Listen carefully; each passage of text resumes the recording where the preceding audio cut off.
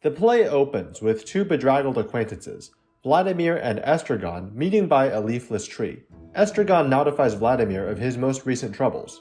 He spent the previous night lying in a ditch and received a beating from a number of anonymous assailants. The duo discuss a variety of issues at length, none of any apparent significance, and it is finally revealed that they are awaiting a man named Godot.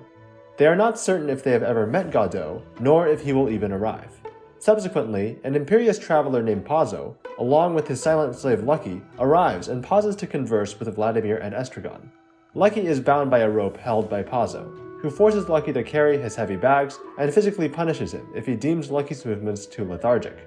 Pazzo states that he is on the way to the market, at which he intends to sell Lucky for a profit.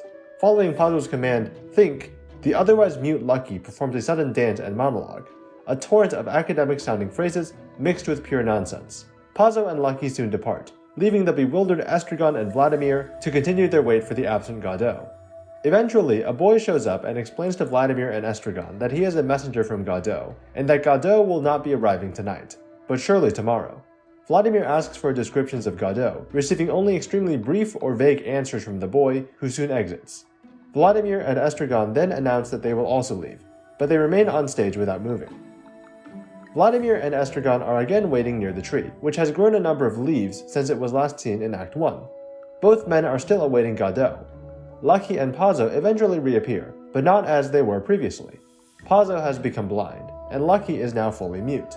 Pazzo cannot recall ever having met Vladimir and Estragon, who themselves cannot agree on when they last saw the travelers. Lucky and Pazzo exit shortly after their spirited encounter, leaving Vladimir and Estragon to go on waiting. Soon after, the boy reappears to report that Godot will not be coming.